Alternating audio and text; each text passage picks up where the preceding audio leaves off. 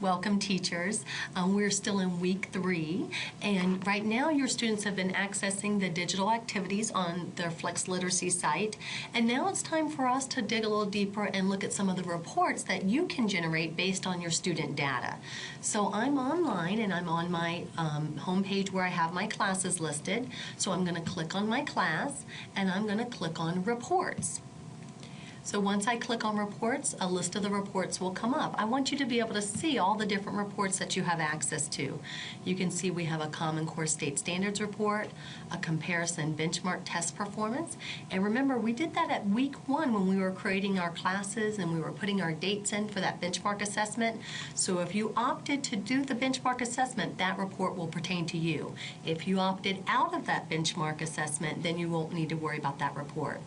Notice you have a digital experience activity progress report, and that's good to see if your students are doing time on task, how many activities are actually completing. You also have their progress by objective, their fluency progress, their Lexile measure progress, print, and project. And then we also have fluency and a student snapshot. Now, one of the reports that I really want you to pay special attention to is called the Lexile Measure Progress Report. This is one that you really want to have a pulse on the situation because of our partnership with Metametrics, and that placement test entered your students with a beginning Lexile score. So this is the one we really want to see if we're seeing that growth that we talked about.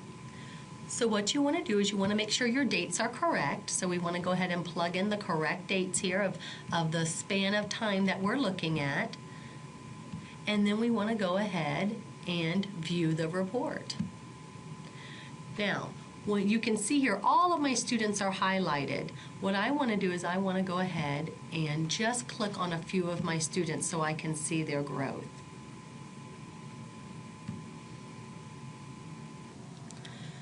So once I've clicked on the students that I want to specifically target or look at their growth, you can see here I've clicked on 3 students, and I can see their growth along the way through the Lexile measurement report. The green line is always going to be our average, and then you can see I've got a student here that's just doing the same work. So that's something that I want to pay close attention to. It's all about how to analyze the data. But you can see some of my other students here, they're actually making some gains, some really strong gains on their Lexile growth. Now remember, this is all based on our partnership with Metametrics, and that they're sending us these current scores every week. And you can see if I move over my little buttons here, it'll actually tell me what my scores are from week to week, what their current score is. Now also know this is in graph view. If you want to switch it to a detail view, you simply click on this tab over here on the right hand side.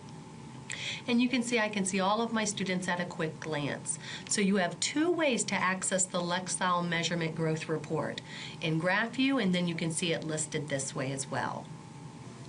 Teachers, we invite you to go to the discussion area and really look at the data and comment on how data can help you make informed instructional decisions in your classroom.